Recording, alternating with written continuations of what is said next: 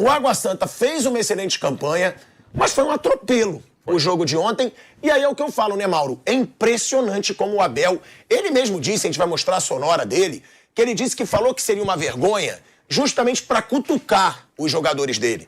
Justamente para motivar, se perder vai ser vergonha. Ele diz que foi planejado.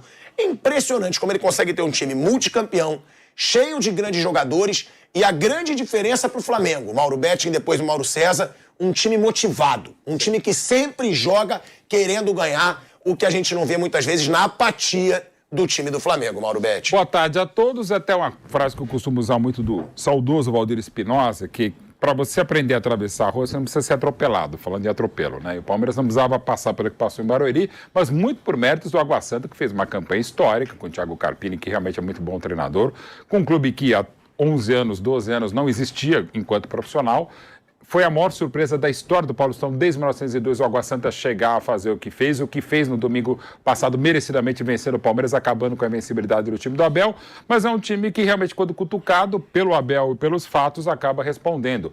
É dificílimo você ter, além de ser um bicampeão, embora a gente tenha tido um grande ex, ainda que com a arbitragem bem discutível, no caso do Grêmio contra o Caxias, um grande tetra como o Galo, que venceu o América, muito bem do América do Mancini, essa vitória espetacular do Fluminense, os 4-1 sobre o Flamengo, é muito difícil você ter duas vitórias seguidas em finais por 4-0, como o Palmeiras brilhantemente fez ano passado contra o São Paulo, e se necessário fosse ontem, com todo respeito, já desrespeitando um pouquinho, e o Palmeiras tem tudo isso porque respeita muito a comissão técnica, sobretudo os atletas, os adversários, os campeonatos e os jeitos de jogar. O Palmeiras fez 4 e tirou até um pouco o pé, porque teve o desgaste de La Paz, de parte do elenco, vai ter Tombense agora na Copa do Brasil, vai ter a estreia do Brasileirão no sábado contra o Cuiabá, então tem que pensar mais à frente. Mas pensando além, para um time que já é histórico, como o Abel, como o Capitão Gomes, que levantou 7 canecos, como já levantou o Ademir da Guia, como o Abel, que vai se transformando no treinador estrangeiro com mais títulos no Brasil, e tantas outras conquistas, e o atropelo que foi ontem. Com 33 já estava definido,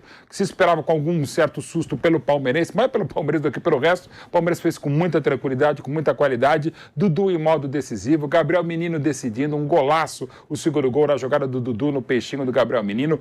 Todo o time do Palmeiras muito bem, todo o ambiente festivo e também de recorde de público no Allianz Parque fez muito legal, e o Palmeiras merecidamente fez o que outras equipes grandes não tiveram competência. O Santos, de novo, nem para chegar, São Paulo e Corinthians não passando das quartas, e o Palmeiras passando muito bem, ainda que com um elenco que precisa de reforços, mas para nível de São Paulo e do Brasil e América do Sul, o Palmeiras segue muito forte, também por essa mentalidade muito forte do seu jogador e dos seus jogadores, do seu treinador e de um moleque que mostrou que, ao fazer 2 gols em jogos decisivos e jogar o que jogou com, e insisto, sem a bola, o Endrick está muito bem preparado para continuar como titular do Palmeiras, desse time que continua muito forte por essa mentalidade e por esse trabalho. E que deu cutucada, inclusive, em comentarista, hein?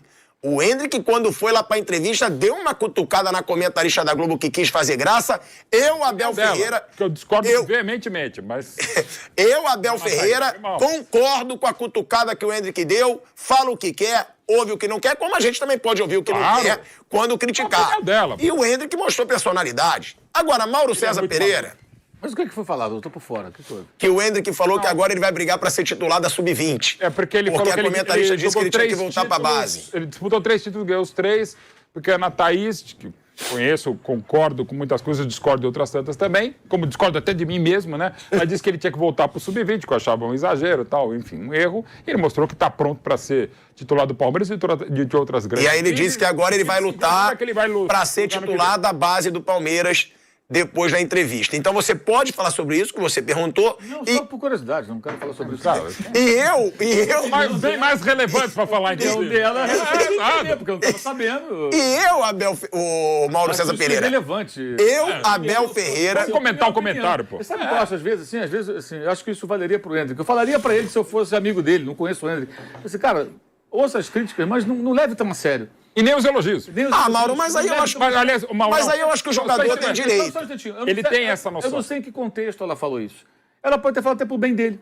Ela falou pro bem dele. Exato, ela como diz, olha, muito precoce, muita cobrança. Não acredito que ela tenha dito por mal. Tipo, não joga nada, volta. Não, eu acho que não. É muito precoce tudo. Então, às vezes, é importante entender o contexto. E muitas vezes uma crítica construtiva é entendida como algo agressivo. Porque, geralmente, o jogador de futebol, não sei se é o caso do rapaz, Olha, jogador de futebol, gente, começa a fazer sucesso, ganhar dinheiro, como artista, cantores, atores... Jornalista. Alguns jornalistas que ganham muito dinheiro. Jornalista não ganha dinheiro, não. Pô. Mas fica um pouco mais famoso. Quando chega num certo patamar de apresentadores, de papas da comunicação, ganham muita grana, né? Tem uns que ganham.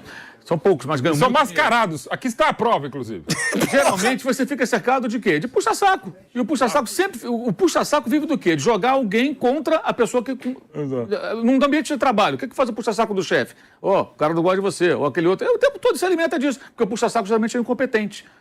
Por isso ele é puxa-saco. Então, acho que ele é muito jovem, não deveria ligar para isso, não. E achei bacana ele ter feito o gol ontem, porque vai eliminando também esses comentários, assim, não o da Ana Thaís, mas outros que são, assim, muito oportunistas, né?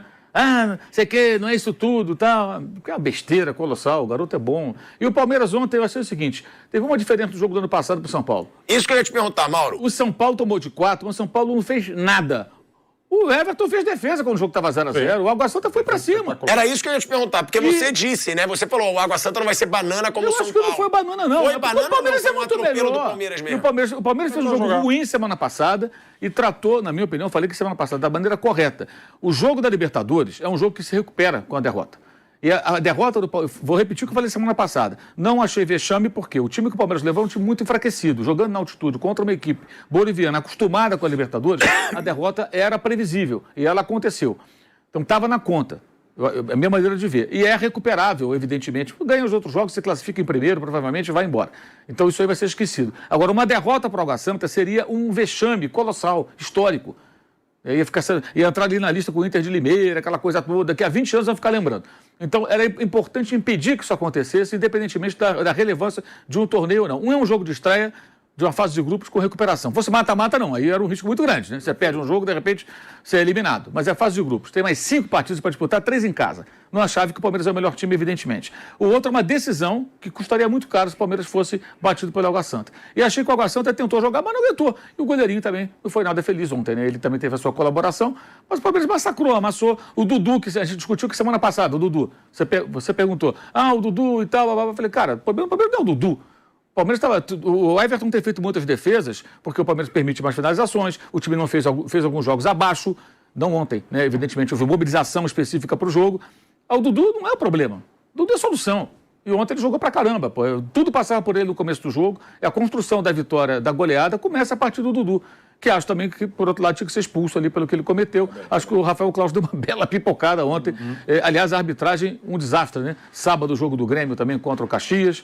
Um pênalti absurdo marcado com intervenção do VAR e que foi decisivo. Mas, enfim, isso é um outro capítulo. Não acho que o Palmeiras foi campeão por causa da arbitragem. Podia tirar o Dudu, ia ganhar do mesmo jeito, já estava construindo a vitória e venceria naturalmente. Mas acho que o Palmeiras fez tudo certo depois da derrota da semana passada, que foi um papelão. Se organizou para vencer esse jogo e a derrota de quarta-feira, eu só vou falar, eu errei na minha avaliação se o Palmeiras foi eliminado da fase de grupos. A chance disso acontecer é mínima. Não vai acontecer. Duvido que aconteça. Ele vai se classificar. Então, a derrota para o glorioso Bolívar vai acabar ficando no esquecimento. E a chance de sofrer uma derrota ou empate e perder o título para o Água Santa, que seria um vexame histórico, isso não aconteceu. O Palmeiras avançou naturalmente, ganhou o título e estamos conversados. E a gente vai falar hoje sobre a crise no Flamengo. O Vitor Pereira deve cair, tá? O Vitor Pereira deve cair ainda hoje. Que ele vai cair já é certo, mas deve cair ainda hoje. Jorge Jesus e Tite surgem como opções da diretoria do Flamengo. Agora, Abel Ferreira, né, Flávio Prado, eu já banco, que eu sou o maior treinador da história do Palmeiras, pelas conquistas. Agora, eu ontem falei sobre essa situação que... pilhado ou eu? Não, eu, Abel Ferreira. Eu aqui sou o Abel Ferreira. Falei dessa situação... Não, você não é o Abel Ferreira. Eu falei dessa situação do Palmeiras poder passar vexame. O Abel garantiu que ele falou aquilo planejado para motivar seus jogadores e ainda fez um desabafo, hein?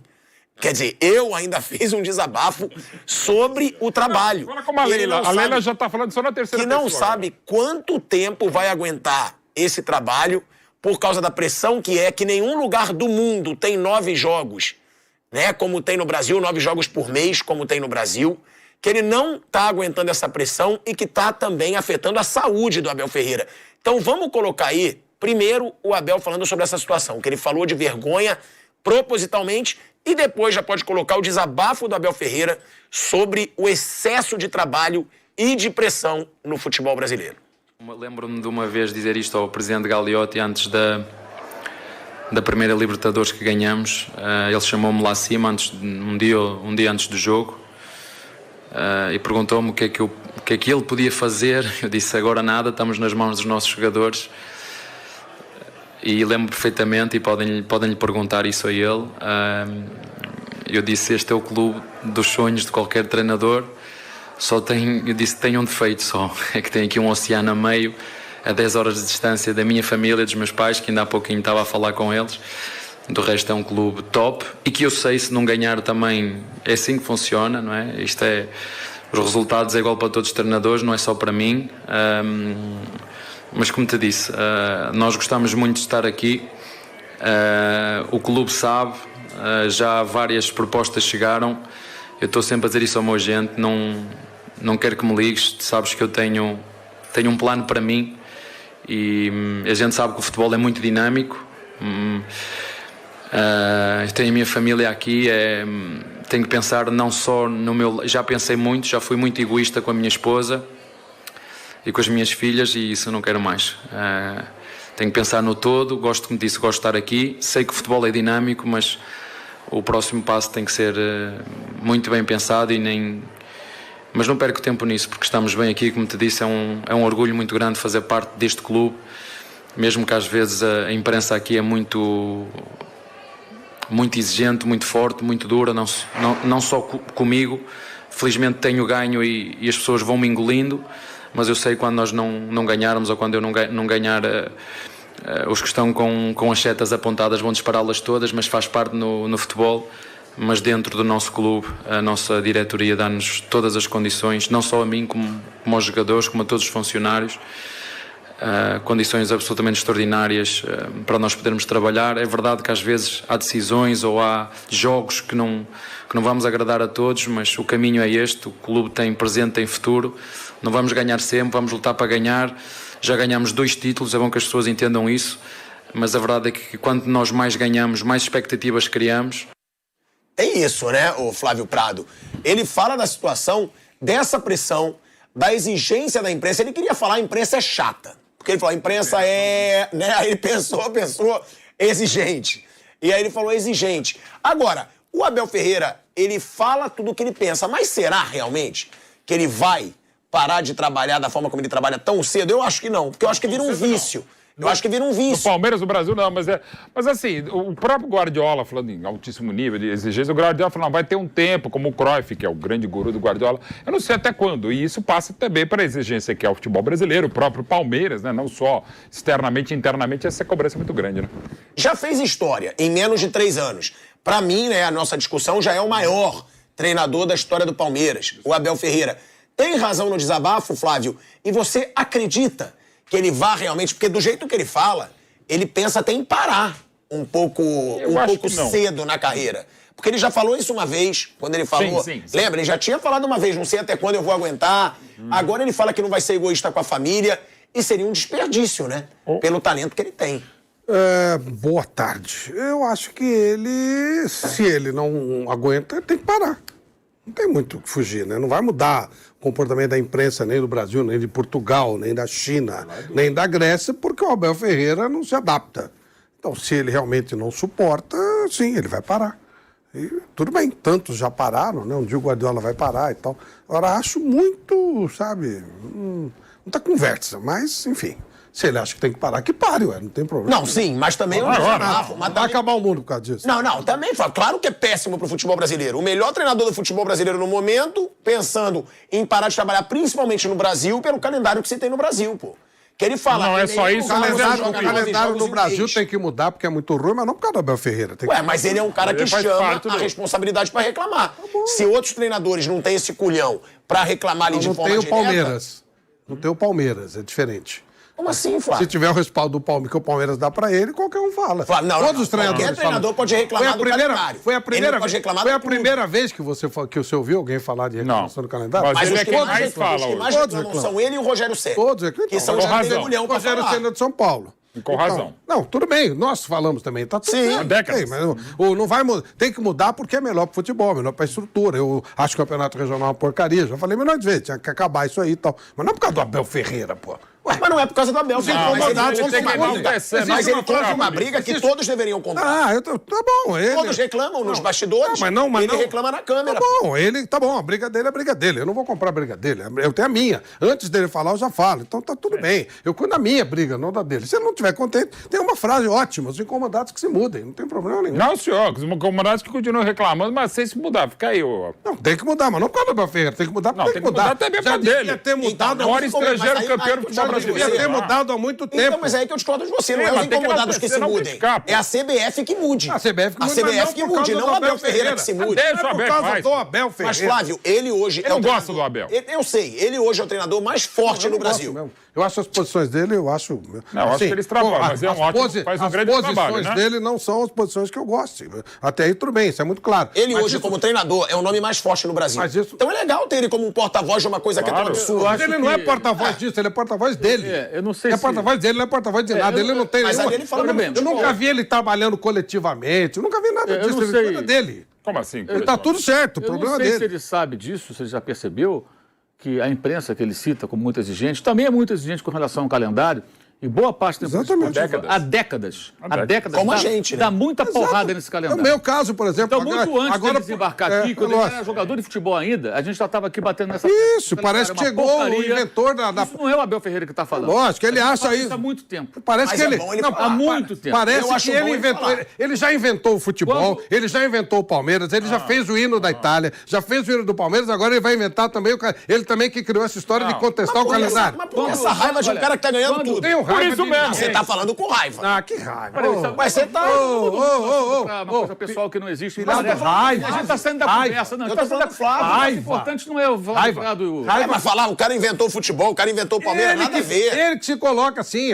Quando ele, do jeito que ele fala, que muitos palmeirenses falam, parece que ele inventou o Palmeiras, inventou o hino, inventou o hino da Itália. Sem ele não existe. É muito importante pro Palmeiras o futebol brasileiro agora. Mas o Palmeiras é mais importante pra ele do que ele pro Palmeiras, ué. É mais importante que o Diniz, O Diniz não reinventou o futebol como se Eu nunca falei isso. Não, mas eu falo que ele é bom treinador.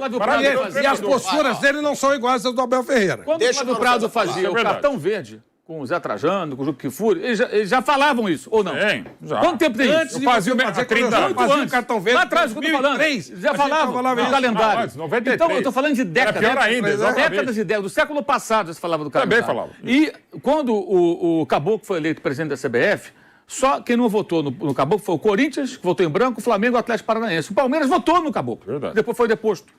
Ou seja, o Paulo Nobre votou no Coronel Nunes, quando ele entrou ali interinamente. Então, o Palmeiras, nos últimos anos, não sei se o Abel Ferreira sabe disso, votou sim nos candidatos que mantêm tudo como está, que são os mesmos caras.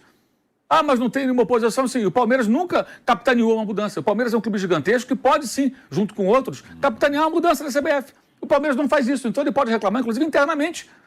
Podia, por exemplo, para o atual presidente que se posicione contra a CBF esse calendário de forma institucional, que se junte com o Corinthians, com o Flamengo, com o Atlético Paranaense, que são os três que não votaram naquela eleição. Na última eleição mais assim, normal, né? A última mais ou menos normal. Mais ou menos normal. Porque aqui existe uma bizarrice que as federações reunidas, elas têm votos que pesam mais do que de todos os 3 votos.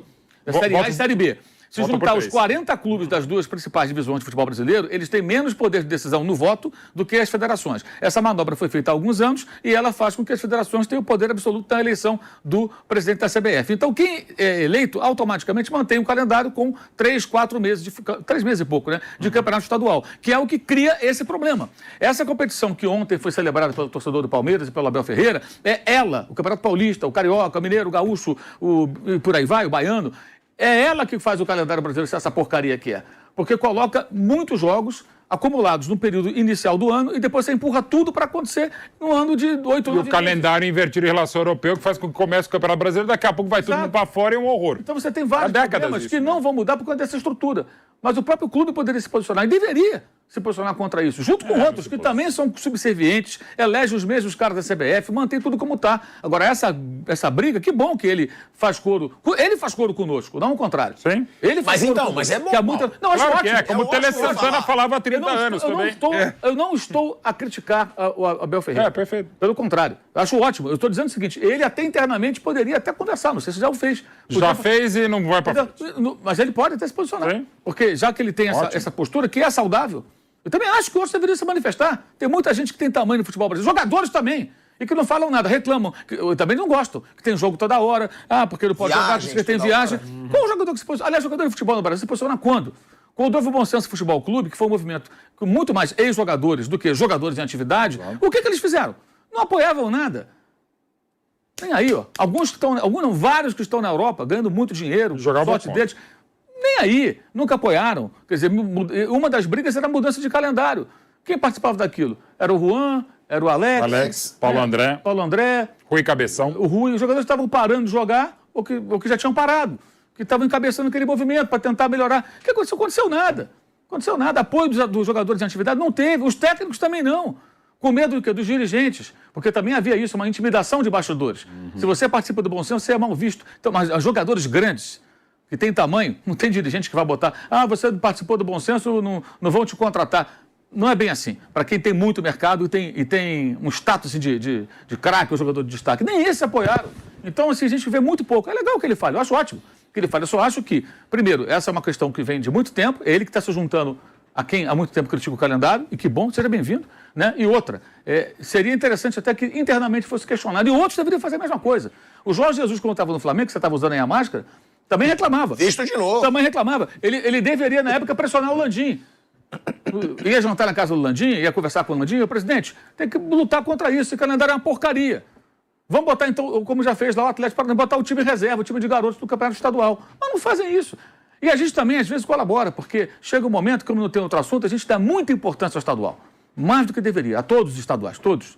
Isso é muito comum. A mídia esportiva acaba se submetendo a essa situação. E acaba dando importância muito maior. Por exemplo... Mas aí é nosso trabalho, né? Mas a gente poderia buscar mais um equilíbrio em relação a isso. Especialmente cobranças em cima de resultados no período que os times estão se formando, vivendo praticamente uma pré-temporada. A gente às vezes passa do ponto. Eu estou me incluindo, não estou dizendo que eu sou o bonitão aqui, que não, todos nós, estou falando todo mundo. A gente poderia ter uma outra postura. Mas aí a gente acaba caindo nessa armadilha também. Também erramos aí, gravemente. É por isso que vai ser... Muito obrigado por assistir o nosso vídeo. Se você gostou, então não se esqueça de inscrever no canal e deixar o seu like, para ficar por dentro sobre o mundo do futebol e ajudar para o crescimento do canal, para produzirmos mais vídeos para você que é amante do esporte.